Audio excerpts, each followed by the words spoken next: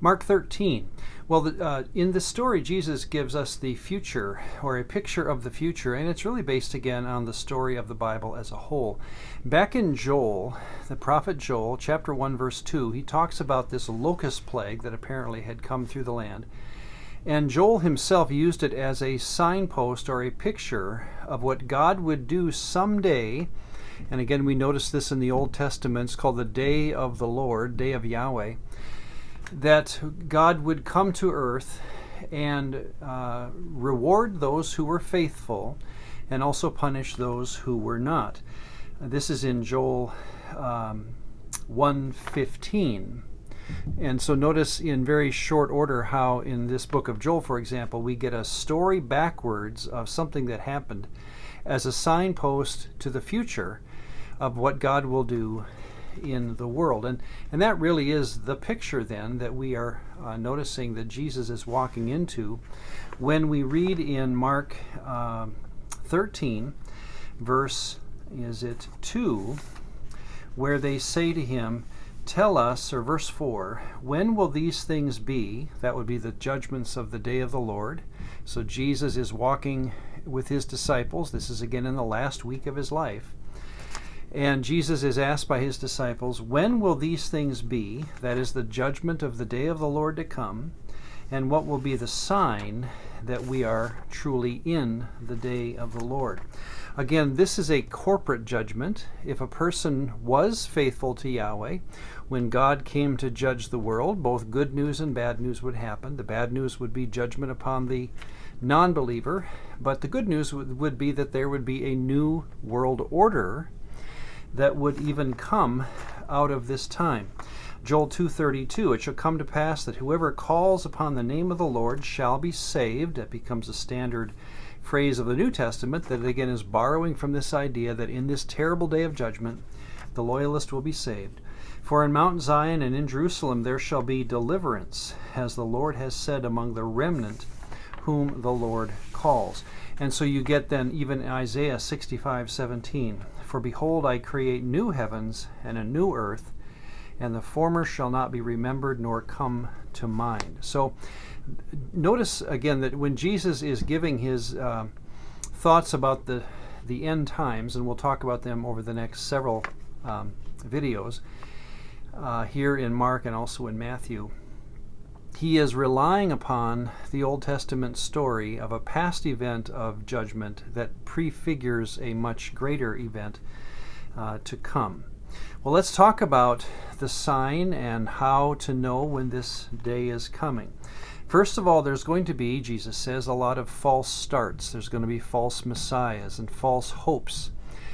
I think that's good to remember that as we get into our own life, and again, we're living in the period between Jesus and the day of the Lord, that there will be many, I think every generation, in fact, will think that theirs is the last, or that there are signs in their own generation that would lead one to think that our generation, or whatever generation you're in, is the last generation. Back in seminary, I picked up a book, 88 Reasons Why the Rapture Will Be in 1988.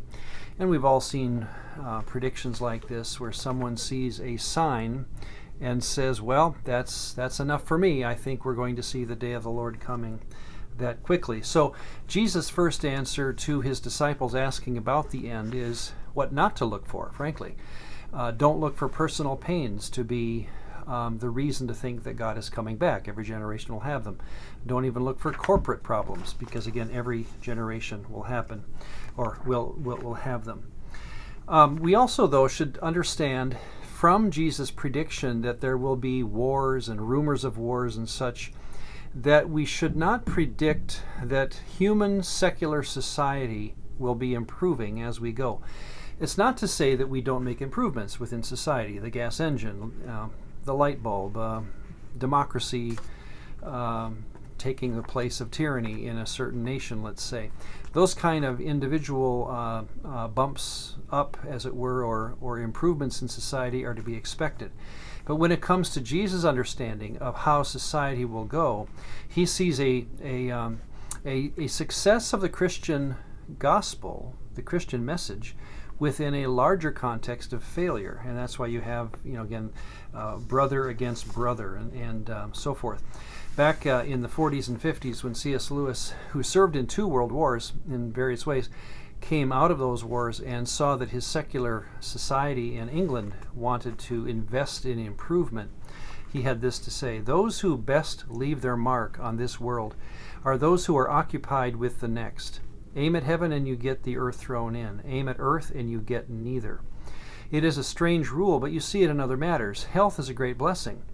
But the moment you make health one of your main objects, you start becoming a crank and start imagining that there is something wrong with you. You are likely only to get health provided you want other things more: food, games, fun, open air. In the same way, we shall never save civilization as long as civilization is our main object. We must learn to want something else even more. So Jesus' view of civilization, well, it's rather negative. That you're going to be experiencing pains, you'll be arrested for the gospel's sake. And let's talk about that in fact as we close.